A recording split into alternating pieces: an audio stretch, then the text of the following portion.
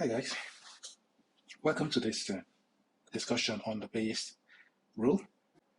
Before I start, I think a little bit of a background on how I stumbled upon this task may be helpful. Recently, I've decided to go back to some of the scientific concepts that I've been previously exposed to. So the task is to look at them with a fresh pair of eyes so that I can generate new insight and also find different metaphors for explaining these concepts.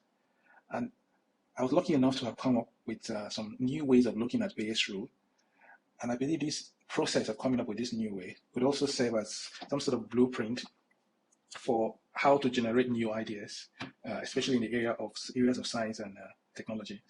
Okay, so let me just go straight to the content. So Bayes' rule. What is really the point of Bayes' rule? Why is Bayes' rule important? What do we hope to achieve with Bayes' rule?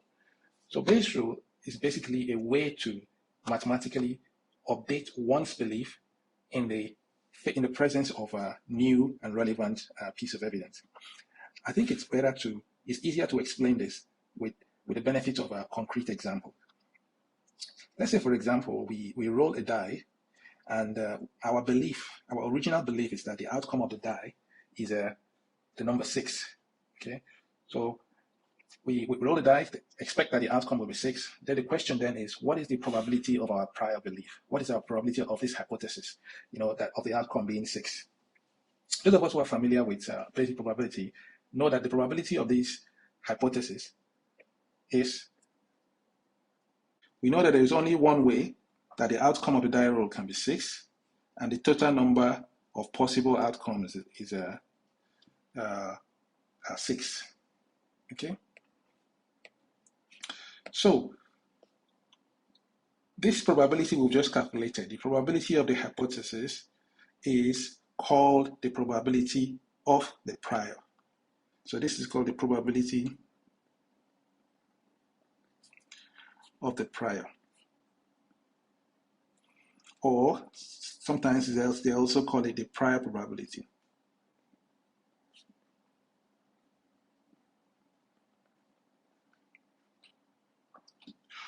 Okay, so what does this mean? This means that probability of the outcome being a 6 in the absence of any other additional evidence. Okay, now assume now that we have a new situation, right? This time there is also a die roll, okay, and our hypothesis is that the outcome is a 6, but we have the benefit of new piece of evidence from our friend. So imagine that this is yourself. You cannot see the outcome of the die roll, but your friend tells you, hey, by the way, I can see the outcome of the die roll. I'm going to give you one new piece of evidence. And that new piece of evidence is that the outcome is an even number. That's what your friend tells you. So the question then becomes, how can the prior belief, probability of the prior belief be updated to take into consideration the new evidence? Okay, so the probability that takes into consideration, the probability of the hypothesis taking into consideration the new piece of evidence is called the posterior probability.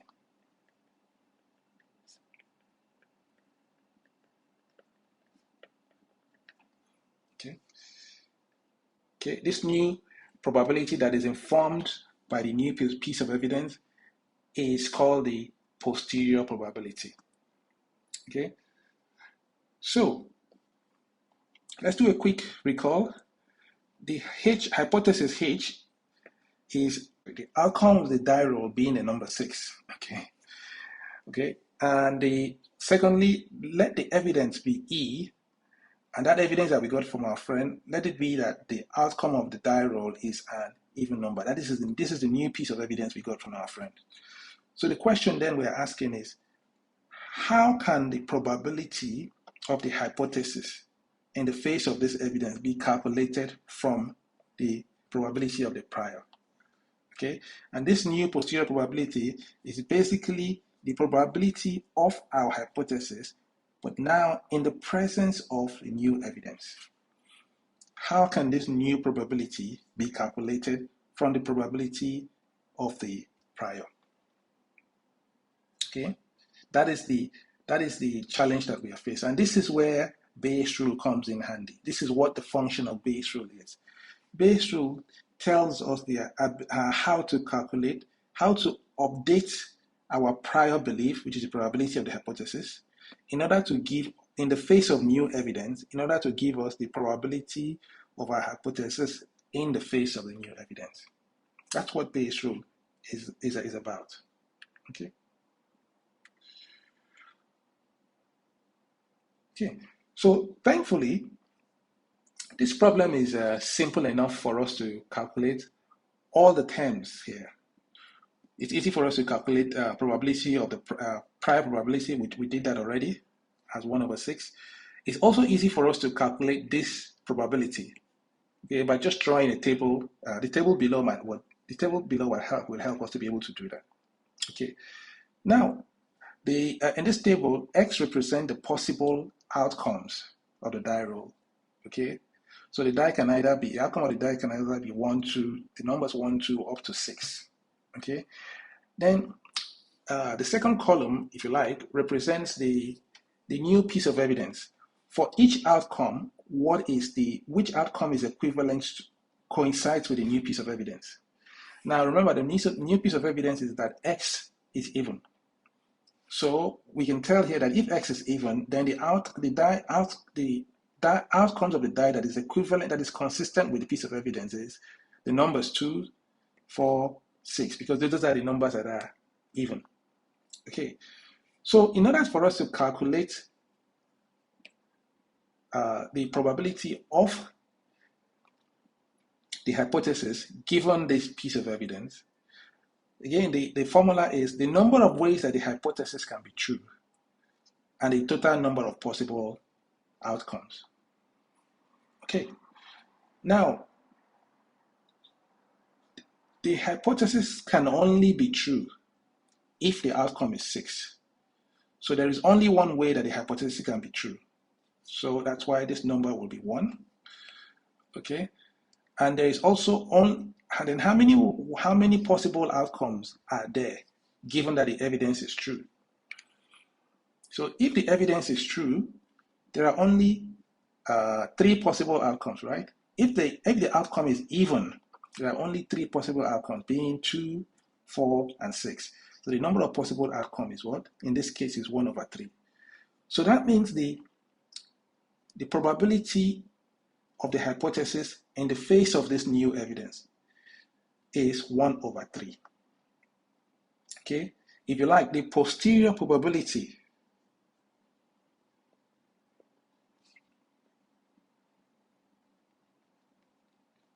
is also 1/3. Okay? Now let's ask ourselves whether this thing makes sense. Does this make intuitive sense? Let's ask ourselves that question. Okay. The probability of the prior, remember we said is what? 1/6. Okay, we talked about that as being equal to 1/6. And if we change it to decimal, we're going to get the number 0.167. Remember, this is called the prior probability, or the probability of the prior. Sorry. Okay.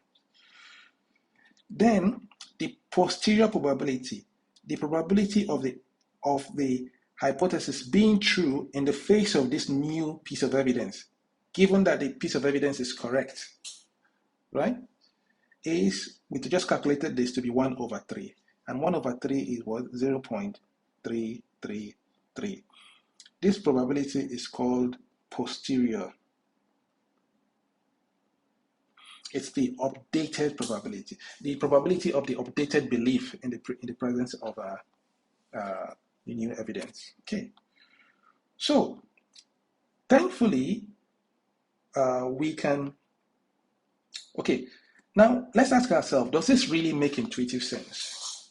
Okay, the probability that the prior probability is the belief that we had in the absence of new relevant evidence. 0.16.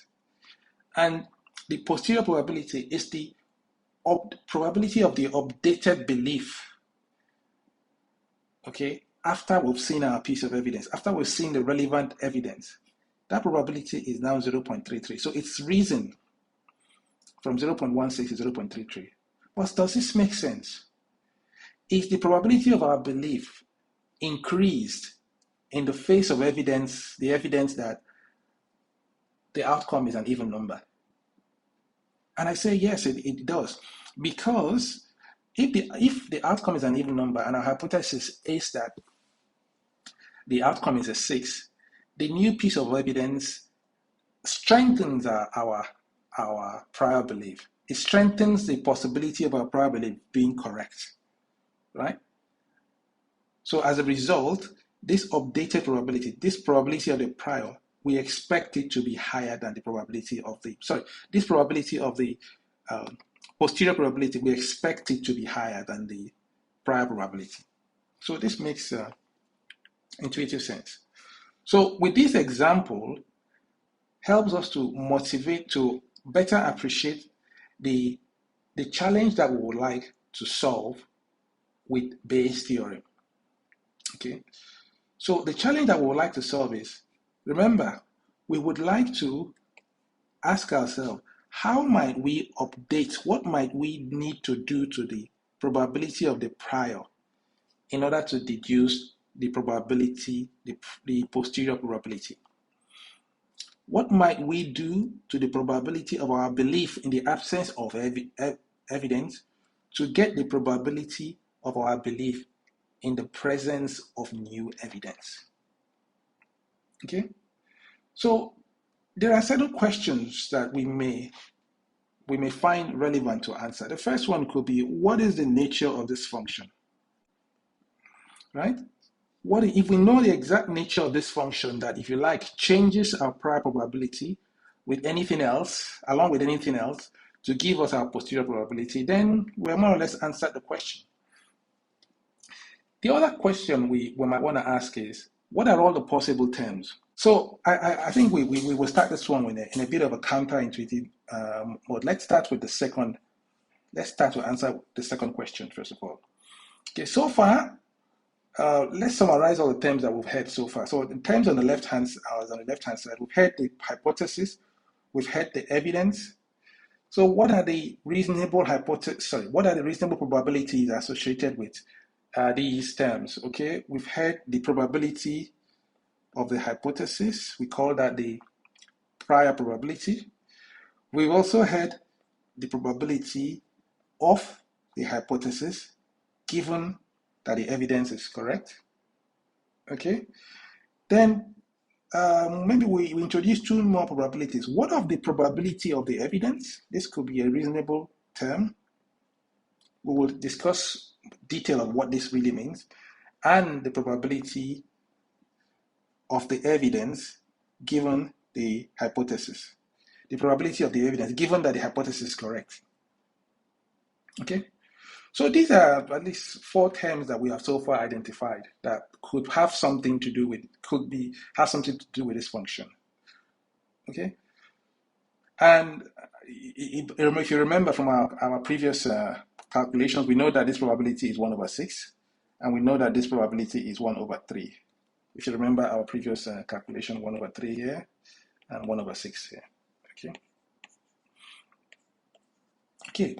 So now, with this now, it might be helpful to define these 2 new probabilities that we have not come across before. Let's define them so that we can be able to calculate what they should be. Okay, we already know what this probability is. Okay, we know what this probability is. We know what this probability is, but we don't quite know what these 2 are. So this may be a good time for us to first define probability of the evidence. So here, the probability of the evidence is the likelihood of the evidence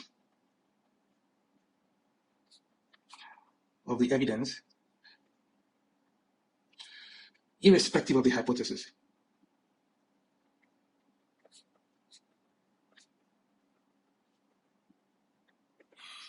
So in other words, we're asking how likely, more specifically, how likely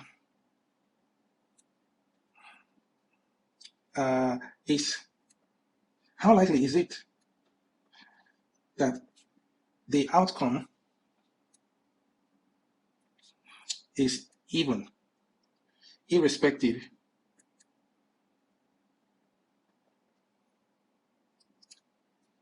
of whether or not the outcome is the number 6. So forget about the hypothesis. Just how likely is the evidence? Okay. So in this case, now we know that if we look at the entire sample space, okay, this probability is a number of ways that the outcome can be even divided by the number of possible outcomes. So this is the number of ways that the outcome can be even over number of possible outcomes. So the number of ways that the outcomes can be even is 3, right? We know here that the numbers 2, 4, and 6, and the number of possible outcomes is what? 6. So this is what? 1 over 2. So the probability of the evidence is what? 1 over 2. So let's look at the last term here. It's the probability of the evidence given that the hypothesis is true. Okay, so how do we define this probability? So this one, we call it, I just change the color here just because I can. This is defined as the likelihood of the evidence given that the hypothesis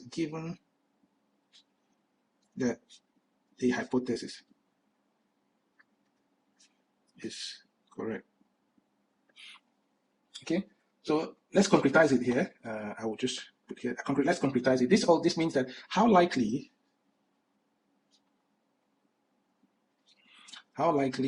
that the outcome is an even number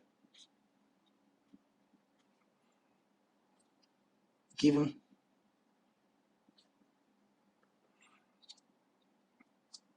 that the outcome is the number 6. Okay, so it's saying here that given that the outcome is 6, how likely is it that the evidence is correct? Of course, if the outcome is 6, the evidence that the outcome is even is 100% certainty. Okay, since the number 6 is an even number, then if the outcome is a 6, then sure, there's 100% possibility that the probability of the evidence given the outcome is certain, more or less certain. So this is equal to 1. It's almost like the equivalent. It's almost like I ask you, okay, today is a Saturday. What is the likelihood that today is a weekend? Of course, there is 100% likelihood that today is a weekend. Okay, so that's why this probability is 1. Okay, 100%. Okay, so now we know all the 4 terms. We know the 4 terms, their meaning as well as their values. So the first term, the probability of the prior is 1 over 6. The probability of the evidence, we did this here, is 1 over 2. In the absence of a prior, the probability of the evidence given that the hypothesis is correct is 1, and the probability of the hypothesis given the evidence is 1 over 3. If we go back a few steps, this is 1 over 3. Okay, so since some of us may be still new to this, I will still repeat that this is called a prior probability.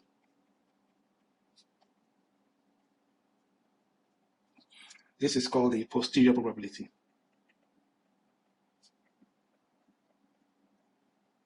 Okay, so this is a situation where we have the values for all 4 relevant probabilities. But just remember, let's remember where we're going here.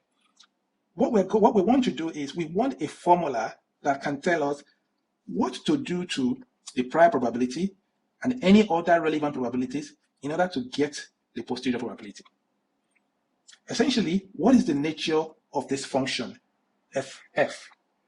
This function f tells us what we need to do to the prior, okay, along with any other relevant probabilities in order to get the posterior probability. Okay, so this is posterior.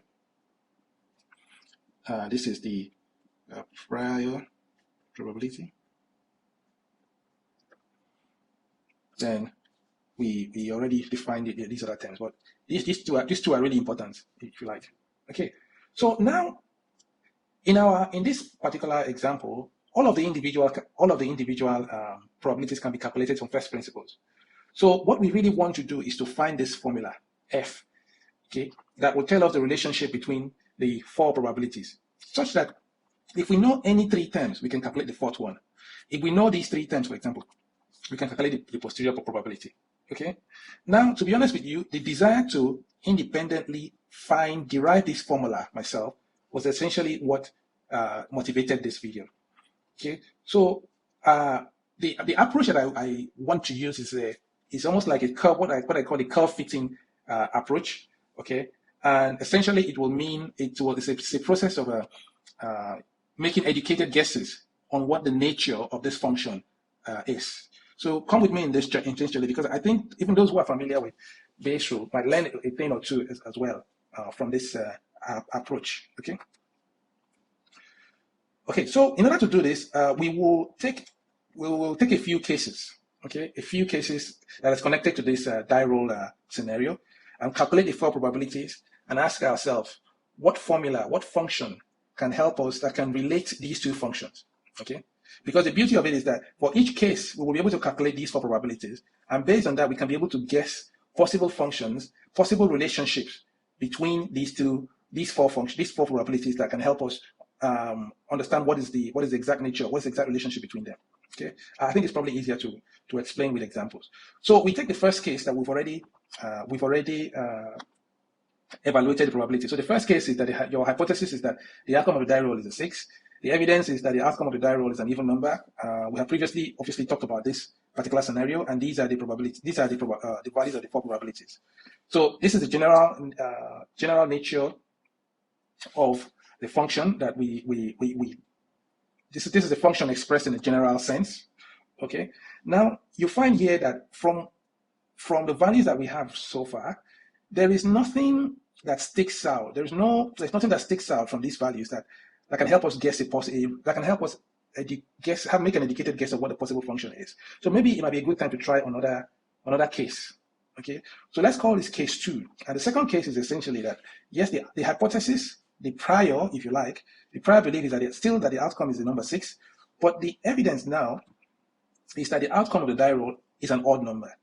Just imagine now that your belief is that the outcome is a 6, but your friend tells you, oh, I can see the die roll, I can see the die, despite the fact that you can't. And I know that the outcome is an odd number. Okay. So in this sort of scenario, let's calculate all those 4 relevant probabilities. Okay, and see how we can see whether the values for this particular case can help us guess the nature of the relationship between those 4 probabilities. So in this first case, the probability of the prior of the hypothesis has not changed, so the probability of the prior is still going to be 1/6. Okay. The second case, the probability of the evidence that the die roll is odd. Again, this table can help us. These are instances where the die roll will be odd. The numbers outcomes 1, 3, 5, and 1, 3, and 5. So the number of possible outcome is so the probability of the evidence is basically 3/6. In how many ways can the outcome be odd? 3. What is the number of possible outcomes? 6. So this is still 1/2. Okay. And the probability of the evidence given the hypothesis. Let's think about this now. The probability of the evidence given the hypothesis. So this basically is saying that assume that the hypothesis is correct. Assume that the outcome is a 6. How likely is the evidence? Assume that the outcome is a 6. How likely is the evidence that the outcome is odd? We know that if the outcome is a 6, the evidence that the outcome is odd can never be correct because 6 is not odd. So that means this probability is 0. There is no chance of the evidence being correct. Okay.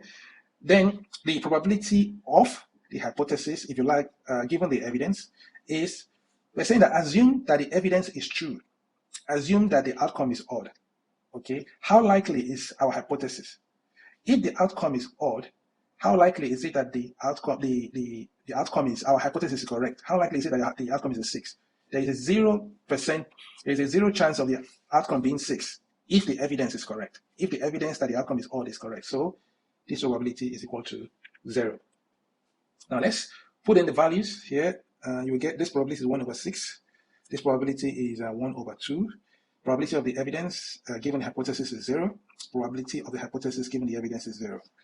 So this is another 4 values that we can use to sort of test, to sort of guess what is the nature of the relationship between these functions. Okay, I think I repeated this one. Yeah. What is the nature of the relationship between these 4 probabilities? Okay. So now let's attempt to guess a function. What you will find here is that this right hand side is 0, right? This right hand side is 0. This one is also a 0. The probability of the evidence given the hypothesis is 0. Okay. This one is a 1 over 6. And this one is a 1 over 2. So you find here that this right hand side is 0. This term here is 0. These other ones are non-zero. So that means for some reason, there has to be a way of combining these 3 functions to give it a 0. Okay? And the only way that I can think of to combine this function to give it a 0 is a function of this type. One possible function is that this function has this form. The probability of the hypothesis given the evidence is equal to the probability of the evidence given the hypothesis, okay, times some function of the probability of the evidence and the prior probability. Why is this true? Because remember, if this is 0 and this is 0, this 0 will multiply whatever this function is to give you 0. So if this is 0, irrespective of what this function is, this right hand side will be 0.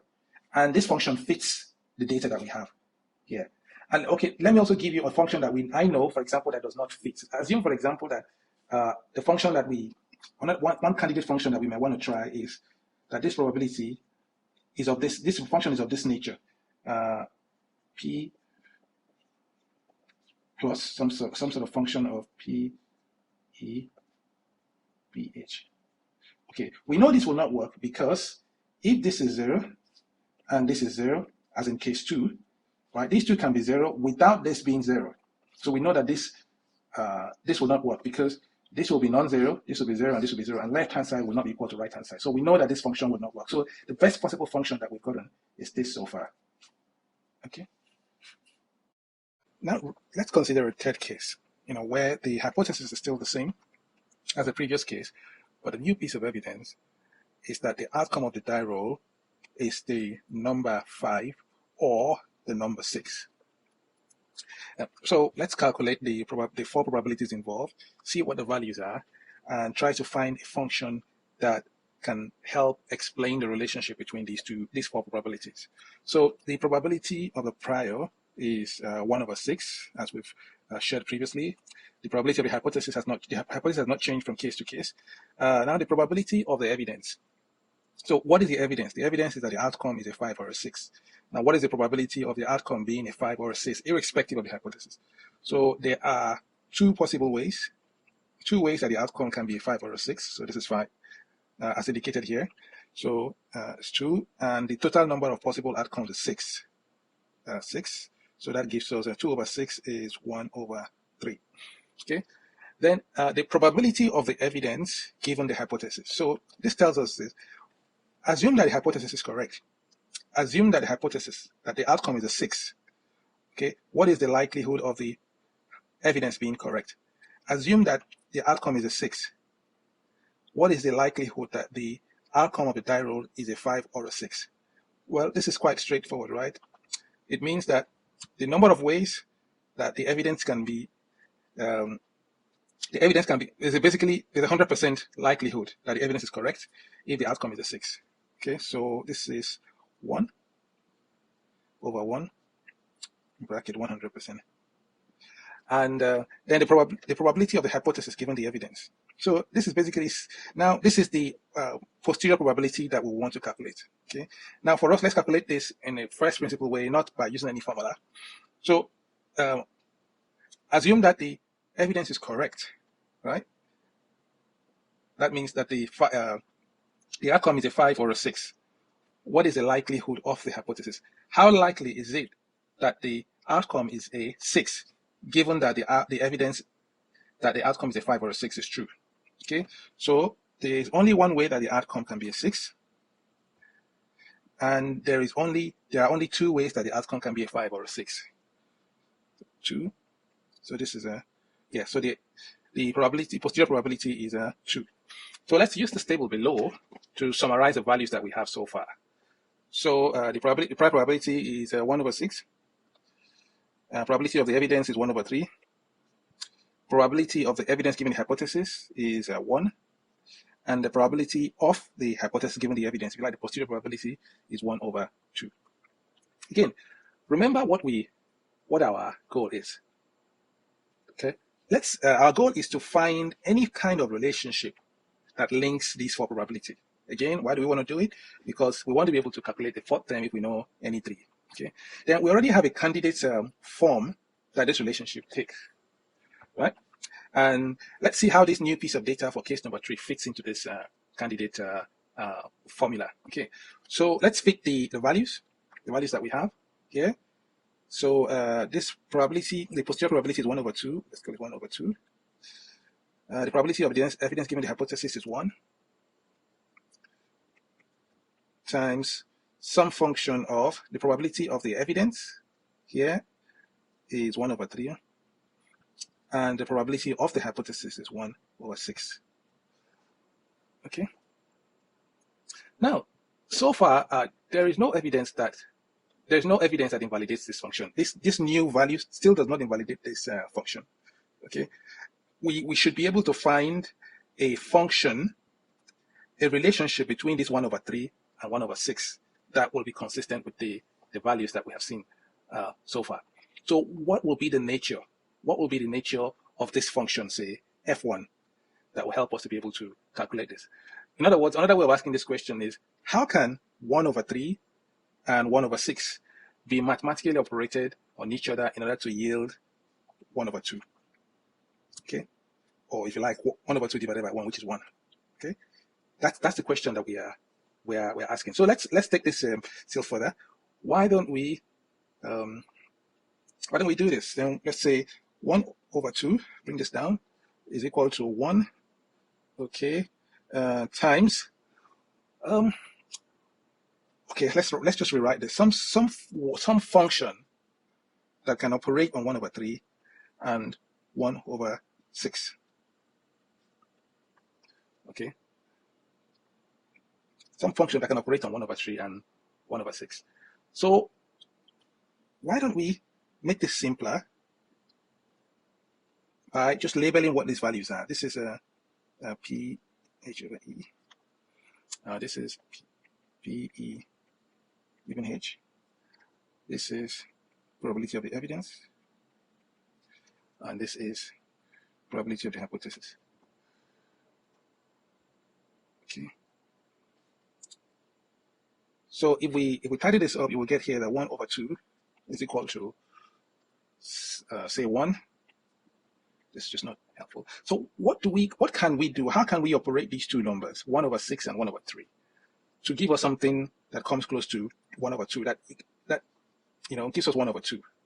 So why don't we say, why don't we operate this? Let's say we make 1 over 6 divided by 1 over 3. Okay, right? So this will give us 1 times 1 over 6 times 3 over 1. Okay, which will give us 1 over 2. So 1 over 2. So we find here that the left-hand side is equal to the right-hand side. But I tediously wrote these numbers out because I need us to remember something. Let's remember what these things are. This is the probability of the hypothesis given the evidence, right? This is the probability of the evidence given the hypothesis. This is the 1 over 6 is the probability of the hypothesis, and 3 over 1, this 1 over 3 is the probability of the evidence. Okay, maybe I should write this down properly here.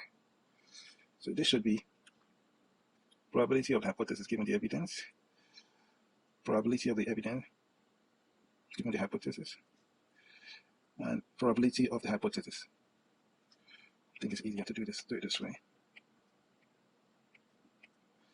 Okay, this is, so what we get here is that now we have a more refined, more defined function here. So our new candidate, we have refined this function much better.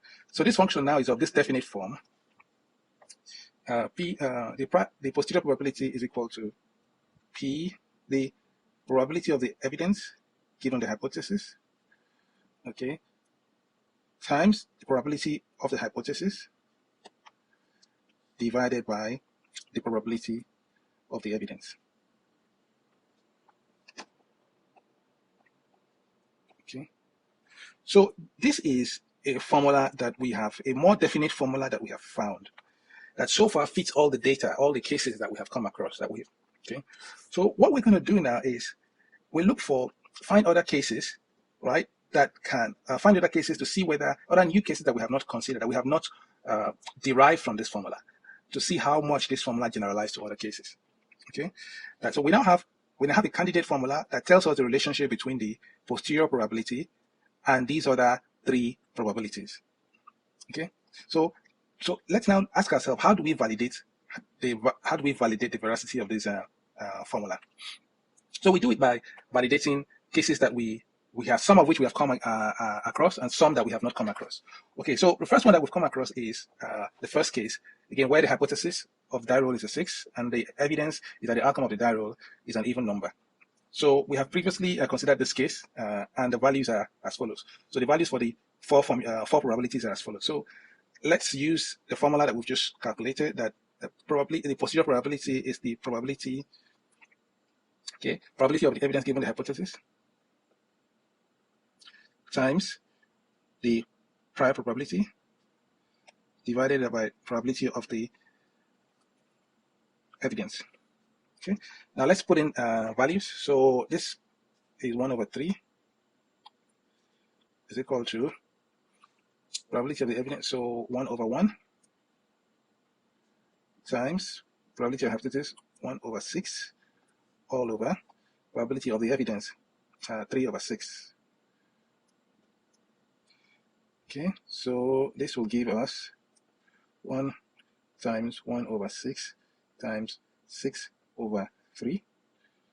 Okay, so this cancels out to give us 1 over 3. So you find here that the left-hand side is equal to the right-hand side.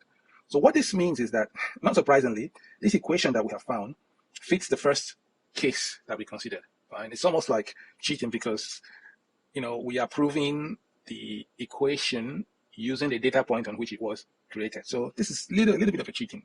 So maybe we go to second case, where we're saying here that the outcome of the die roll, the hypothesis is still that the outcome is a 6, and the piece of evidence that we have is that the die roll, the outcome of the die roll is an odd number. Okay, so let's ask ourselves, let's recall the formula again. Let's now use this formula to see whether this data point fits into our formula. Okay, so the posterior probability is the probability of the evidence given the hypothesis times the probability of the evidence. Oh, sorry, prior probability over the probability of the evidence. So we just fit in these values that we have here. So the posterior probability is 0. The probability of the evidence given the hypothesis is also 0. The prior probability is 1 over 6. And the probability of the evidence is 3 over 6. So the fact that it's 0 here means everything is 0. So that means the left-hand side equal to right-hand side. Okay.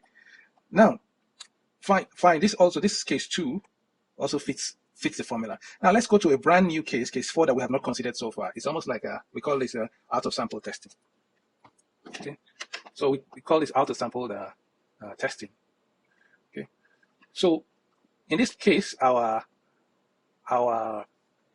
hypothesis is still that our prior belief is still that the outcome of the die roll is a 6.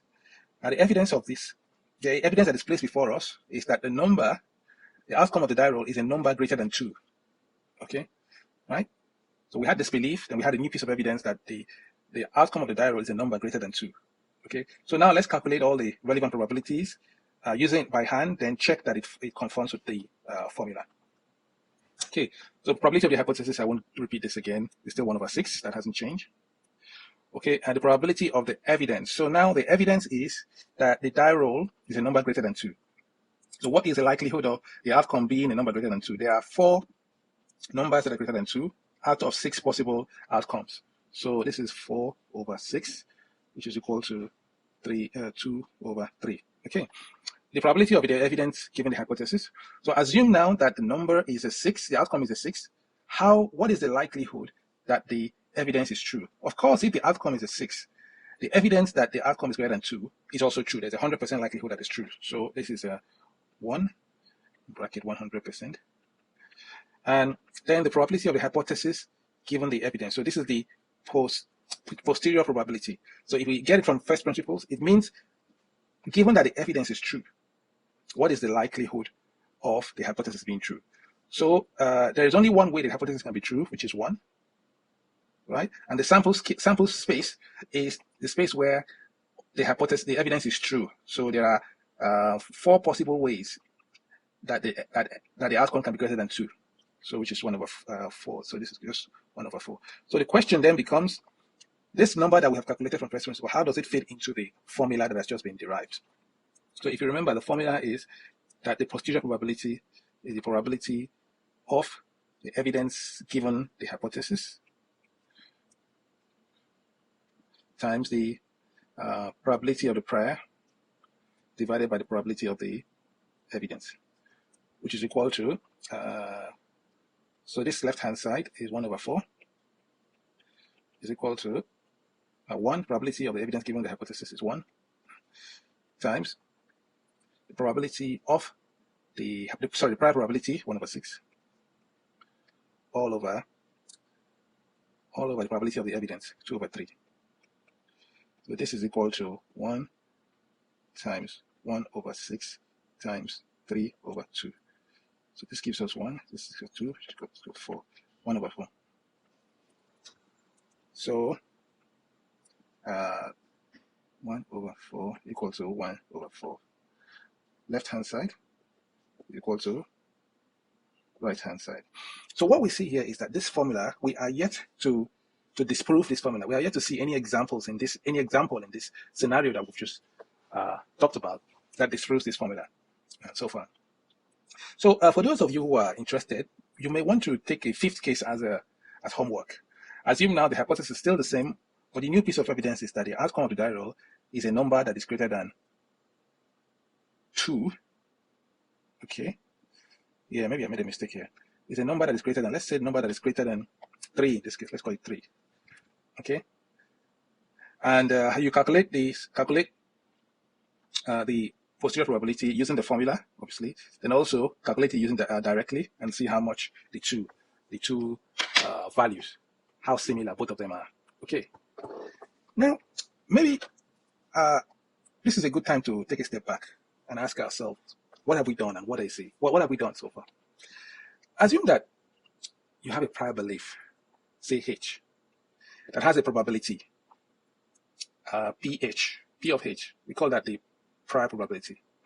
And you are given a new piece of evidence that can affect the veracity of your belief, E, right?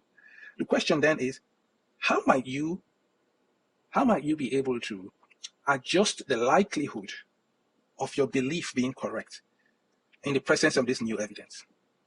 What is the likelihood? How might you be able to adjust the probability of your prior belief in the face of this new evidence in order to get the probability of your belief given the new piece of evidence.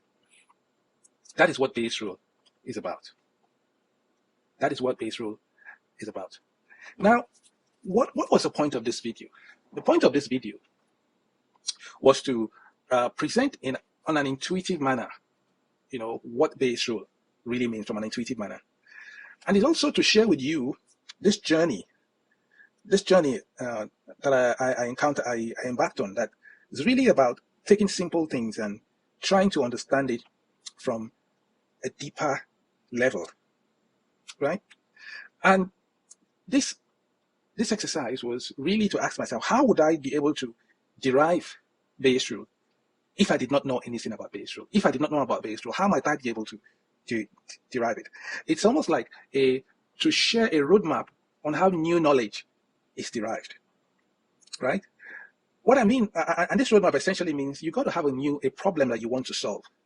In this case, we wanted a quantitative way of updating our prior belief in the face of new evidence, in the face of new relevant evidence, right? And in order to do this, we started off with a very simple scenario, right? Very simple scenarios.